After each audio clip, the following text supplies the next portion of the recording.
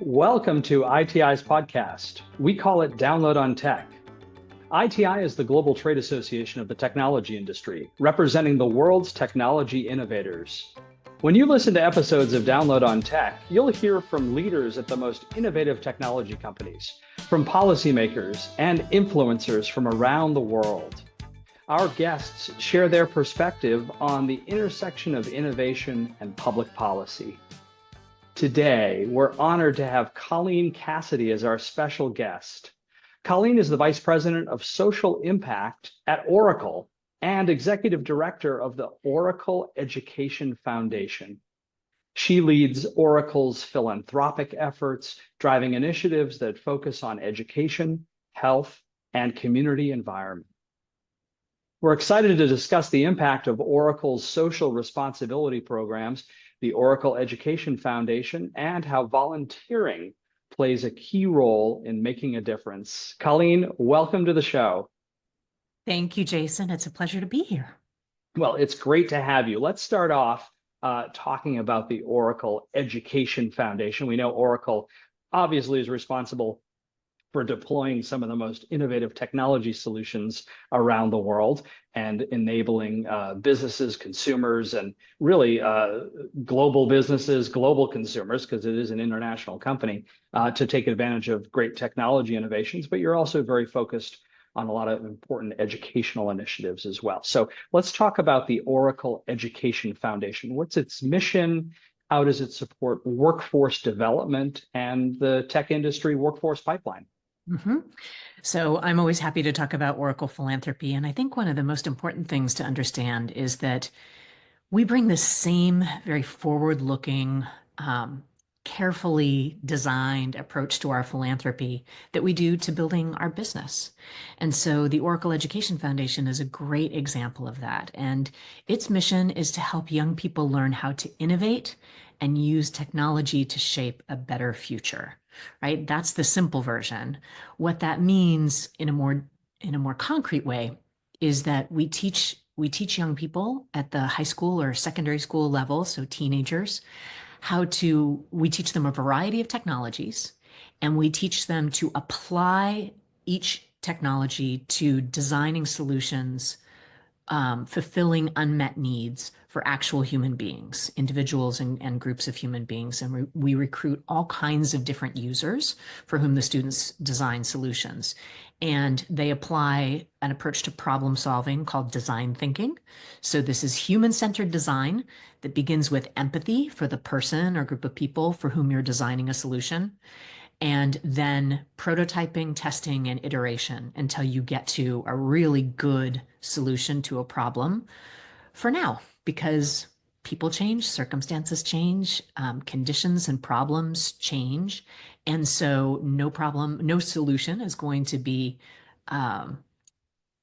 evergreen. You're going to have to redesign and evolve and evolve and evolve. And lately we've started to bridge design thinking with futures thinking. So that's where the shaping a better future part comes in, is teaching young people to think about what they design today and how it's going to affect the way that things evolve. So you're steering toward a preferred future, right? Always thinking about the long-term consequences of what you design today and actively shaping what you want to bring about.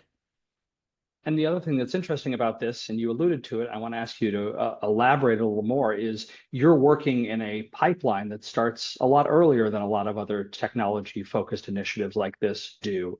One of your key education initiatives is this partnership that I want to ask you about with DTech, and you have the design tech high school. So you're really reaching back to make sure people at an early stage are thinking about these technology opportunities and career opportunities. Tell us more about DTech and the Design Tech High School and how it's shaping the future of education. Sure. So the Oracle Education Foundation partners with high schools, as I mentioned, and we also partner with education-focused nonprofits that work at that teenager level. And we partner with a number of schools in the Americas, and also work in Latin America and 5 countries in Latin America. There is one partnership that is the first among equals, and that is with Design Tech High School. And it is with Design Tech High School that we designed the program that I just described. We met them in the course of designing that program, which we've been running since 2014 now. And the school's nickname is D-Tech. There's a connection there to the Stanford D School. That's the multidisciplinary school at Stanford that is the design school. And it's not a coincidence that their naming convention is similar because there's a deep relationship there. I also have done a lot of training at the D School, and that's actually how we met Design Tech High School. So D-Tech is, I think, one of the most differentiating pieces of Oracle's philanthropy because beyond establishing this educational partnership with D-Tech in which the Oracle Education Foundation provides classes for D-Tech students, our CEO, Safra Katz, when I and my colleagues first proposed this partnership, piloting this program in the Oracle Education Foundation with this brand new school, which had not even opened its doors in the spring of 2014, which is when we were having that conversation. She was so impressed with their model, their educational model, as was I, which was why I was proposing partnering with it, which is differentiated in a lot of ways. The design in Design Tech High School stands for design thinking. So we had in common this approach to problem solving that is rooted in empathy and helps practitioners develop creative confidence, which is something we really want students to have. The tech in D-Tech is exactly what you'd think it is. Technology is imbued in everything about the way that students learn at D-Tech. And then their educational schedule includes an intersession program, which is what it sounds like. It's a session between 3 core academic sessions. And so 3 times a year, the entire student body presses pause on its core academic subjects for 2 weeks. And for those 2 weeks, the students take exploration classes. They take 1 3-hour class in the morning for 10 consecutive school days and 1 3-hour class in the afternoon for 10 consecutive school days. And those classes are largely provided by the community, so by entities like the Oracle Education Foundation and individual professionals, large businesses, small businesses, all kinds of people doing things in different fields of endeavor. And what that means is that D-Tech students who choose, like they stack rank the classes that they'd like to take, and the school always tries to give them their first or second choice in the morning and in the afternoon. It means that 3 times a year for 30 hours each class, the students have an opportunity to explore topics, industries, livelihoods, professions that they're curious about, or maybe they get really passionate about something and they want to go deeper, and so they continue taking classes in that area. And it's an extraordinary opportunity for young people really early on in their lives and in their education to get a taste of different careers and the people who do them. So not from the outside, but from the inside. So the idea is that young people are learning from actual practitioners. They're learning about livelihoods from the people whose jobs those are, which is why we make a point in the Oracle Education Foundation to bring students into Oracle to have their classes. And I should probably clarify that I was about to say we bring them across the street, because what happened when I described this educational model to Safra early on is that she got very intrigued and agreed that this approach to education was unlike anything that we had seen so far in the 14 years of philanthropy and education that she and I had been involved in together around the world. And we saw enormous potential in this. And she made a leap of vision and asked me, where is the school going to be located again? Because it was just about to open in a few months' time. And I said, it's going to be temporarily located in a hallway in 6 classrooms and in half of a hallway in a much larger existing school, just a little bit north up the freeway from Oracle's Redwood Shores campus in California. And after that, we don't know where it's going to be because it's a charter high school. It's a California public charter high school. And the school district that charters the school is obligated to provide them with a place to conduct school, but it's not like there are empty school buildings lying around, right? So all solutions were going to be temporary for the foreseeable future. And she had this wonderful moment of imagination and stood up from the table where we were sitting and went over to the window and looked down. And my colleague and I followed her and saw that she was looking at a parking lot and a patch of undeveloped turf. And she said, "I think we own that. And I think we could build a school there." And so we embarked upon this really wonderful journey of designing and constructing a school, a home for DTech on Oracle's corporate campus. And so now Wow. we live and work together with 550 students and 40 or 50 wonderful educators at DTech at any given time. But Wow. yeah, so it's really a differentiating piece of Oracle's philanthropy for sure, and a wonderful partnership. And between DTech and the Oracle Education Foundation, I think we're doing a lot to bring young people into career-connected learning experiences as early as possible, right? And we do that in other places too. So we do it in Austin, Texas, with the Ann Richards School for Young Women Leaders. We do it in Kansas City. I mentioned that we do this in 5 countries in Latin America, and we're growing all the time and are really excited about some ideas that we are working on in the background to go bigger. Well, and given what a role mentorship and the kind of hands-on learning that you've talked about plays in the success of your social impact work here, I can imagine that Oracle employees play a big role in supporting students and the work that you're doing through the foundation. Can you talk a little bit about how you engage the team at Oracle in this work? Yeah, thank you for asking that, Jason. So there are a few different ways. In the context of the Oracle Education Foundation, we have a staff of wonderful educators who are technologists, design thinkers, futures thinkers, who develop wonderful curriculum and lead our classes. And those classes are ever evolving. We want to keep them fresh, relevant, intrinsically interesting to our audience, which is teenagers, and on the leading edge of what's happening in the technology industry and in the world.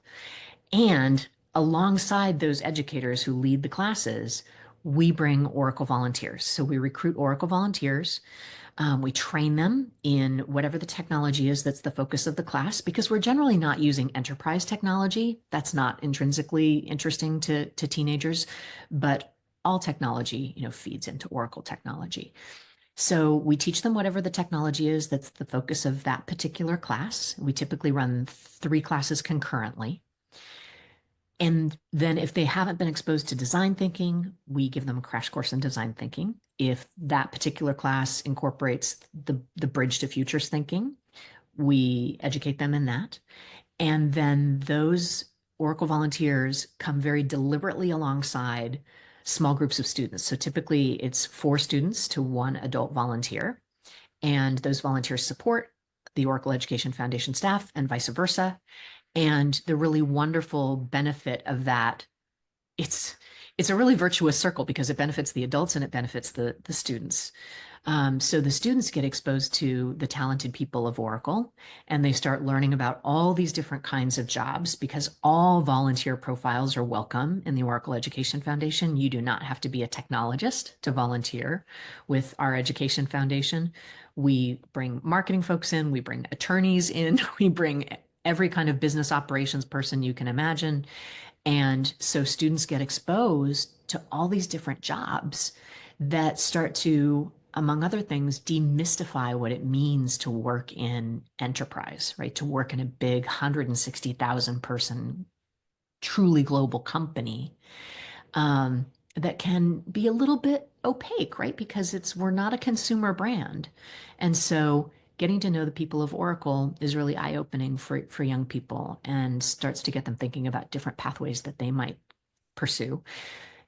Kids also come out of our classes with a lot of LinkedIn connections very often, right? Like they start to build these amazing networks, and especially over the course of their 4-year high school career, they have the opportunity to meet a lot of people if they want to, and have really wonderful moments of interaction and learning from people about the things that they do in their jobs. Because designing solutions for people. So the core of each of our classes is always a design challenge. As I mentioned, you're using the technology to arrive at a minimum viable prototype of a solution for your user. And the class culminates with a showcase of learning when all the student teams, share with their family and friends whom we invite to come over what they've designed and built and coded. And what you're really doing is managing a project in the course of 10 half days. You are going from, I'm learning this technology. We, as a group of 4 students, are learning this technology. Now we're doing the empathy work with our user, and then we're applying all of what we're learning to designing a solution and prototyping something that we can actually show and demonstrate to people within 10 half days. And that's project management, that's collaboration, that's dividing up the work and figuring out who's going to do what and bringing it all together. It's all kinds of industry relevant, career connected skills that Oracle volunteers are really well positioned and very adept at teaching to students. So it's perhaps the most intense level of volunteerism that Oracle employees undertake. But then we could talk a lot more about volunteerism around the world in all the dimensions of our philanthropy, because there's a lot that happens over the Right. course. And you're very focused also on reporting out some of the impact that you have. I saw that you just released the environmental and social impact report for the most recent fiscal year, I should say, Mhm. which highlights some of these achievements that you're talking about, particularly in the areas of STEM education and career development. Can you share a key takeaway from this year's report that you're particularly proud of? Yeah, well, I'm particularly proud of our number this year in terms of volunteering. So Oracle volunteers contributed almost 127,000 hours of their time and skill in the last fiscal year. So the volunteer Wow, program, amazing. I know it's pretty great, and that's in I think it's 51 countries, right? Working with hundreds of nonprofits organizations, and working in all of those different areas of education, health, community, the conservation of the natural world and wildlife. And a lot of these Oracle volunteering projects are very grassroots. They're employee conceived and employee driven. And then we also have wonderfully enlightened executives at Oracle who have come to use Oracle volunteering in a very positive way to build connection and culture within their teams. And many of our top executives around the world personally sponsor volunteering initiatives that might be several weeks or even several months, and collaborate with my team to make that possible for their entire organization. Many times we have an executive who has a 20,000 person organization that's truly global in nature, and we've gotten very skillful at working in a way that helps all 20,000 of those people have the opportunity to volunteer in the same focus area in the same time frame, working with myriad nonprofit and non-governmental organizations around the world as partners to make those opportunities possible. So I'm really proud of 127,000 hours. So this is a program that's been growing consistently year over year. And Oracle employees are encouraged and invited to volunteer up to 40 hours a year during regular work hours with their manager's approval, of course. And outside of work hours, unlimited as much as they want. And we're here to support them and provide budgets for that and logistical support for that. And I think it's a really wonderful part of the culture of Oracle, and one of the reasons that Oracle is very much a destination employer. There are so many people at this company who come and stay and thrive and continue to grow. And I think that this is a contributing factor.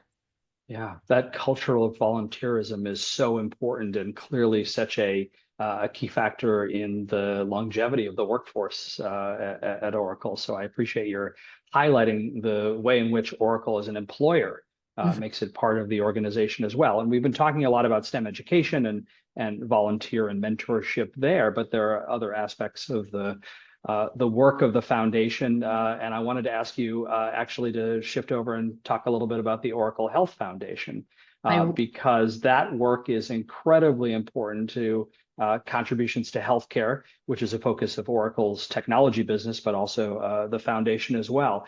How does the work of the Oracle Health Foundation tie into the kind of broader social impact that we've been talking about today? Mm-hmm. It ties in beautifully. So the Oracle Health Foundation is part of the legacy of Cerner, a company that we acquired a few years ago. And when we acquired Cerner, we also became the stewards of its 25-year-old charitable foundation, which is now the Oracle Health Foundation. And both of our foundations, Education and the Health Foundation, focus on kids. So in the Health Foundation, that means pediatrics. And we have two major programs within that foundation, one of which is focused on Kansas City specifically, which is the original hometown of Cerner Corporation, and we want to honor that fact. So in elementary schools in the greater Kansas City area, specifically schools that have a high concentration of socioeconomically less advantaged students, the Oracle Health Foundation does head-to-toe health screenings of children in entire schools with their parents' permission, of course. So we have a crew of wonderful registered nurses and paraprofessionals who are very skilled and experienced at doing this. They work with the school nurses. And then once children are screened, if a child needs additional attention or has healthcare needs that are unmet, we make referrals for care. It's overwhelmingly for things like eyeglasses, in some case, hearing issues, maybe needs for hearing aids, other kinds of things. Dentistry is one that comes up a lot. And in an instance in which the family is unable to afford that care, the foundation steps in and pays for that. And in some cases, we've been able to identify things that could become really serious issues over time and have been able to make referrals for care to nip that in the bud and make sure that that child's life is not impacted by something that's treatable and resolvable. And that makes us feel especially good. So that's the Kansas City local part of what the Oracle Health Foundation does. And then its global program is pediatric case grants. So we make grants to families for whom financial limitations, stand in the way of their child being able to get the health care that they need. And again, this is a global program. And so our grants are for everything from, again, like dentistry, hearing aids, equipment like wheelchairs and special beds for kids with physical challenges, and all the way to major surgeries, organ transplants, that whole range of things. We work very closely with a variety of partners in healthcare, both hospitals and nonprofit organizations internationally, who are aware of our program and refer families and children to us in need. And so it's an incredibly important part of our work and part of our philanthropy. Really impressive, and incredibly impressive results as well. So I appreciate your walking me through that incredible Oracle Health Foundation work. And Colleen, we have to run shortly, but I wanted to ask you to leave us with a glimpse to the future.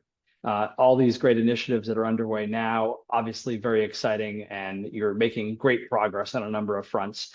Can you give us a sneak peek of what we can expect from Oracle to support all of these priorities in the months ahead? Yeah, we're talking a lot about the future. We see so much change coming, and we're focusing on the positive aspects of change for sure.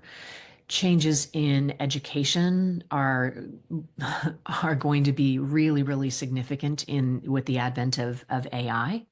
And so what we're thinking about more and more is when you're in a future, a very near future, even a present, in which artificial intelligence can teach students a lot of basic academic subjects, and probably AI is going to be teaching a couple hours of school, at least in the not very near future, then what is the human piece of things? What's most important for people? And so we think that adult educators, human interactions, what's most important is motivation and creativity. So creativity is something that you'll hear us talk about a lot in the context of Oracle Philanthropy and in the context of the Oracle Education Foundation, is really fostering the ingenuity, the innovation of human beings and their motivation to make things better in the world and be really strong, positive, contributing members of society when you're talking about working with younger students like we are, and preparing them so that wherever they land, whatever path they take into the workforce and through the course of their careers, they're contributing in a way that makes things better. And that makes things better for humanity, for society, for our ecology, our economy, and that's our goal. And so you're going to see a lot of that, and we can't wait to share it with you. So I hope you'll invite us back. Absolutely. And I love the way you framed the use of technology as a positive force in partnership with what humans bring to the equation as well, because that is the best way for us all to think about it. What a great discussion. Colleen, thank you so much for being here with us today. Thanks for sharing Oracle's passion for education, for the STEM workforce development that's so important to the success of our industry, for health advancement and volunteerism. What a great culture at Oracle. What a great story. Colleen, thank you so much for being with us today. My pleasure, Jason. Thank you for having me. Our guest today has been Colleen Cassity, who is Vice President of Social Impact at Oracle and the Executive Director of the Oracle Education Foundation. And thank you to our listeners and viewers for joining us today on ITI's Download on Tech podcast. You can find future episodes of Download on Tech wherever you listen to or watch your favorite podcast, and on our website at itic.org. I'm Jason Oxman, ITI's President and CEO, and I look forward to connecting with you next time.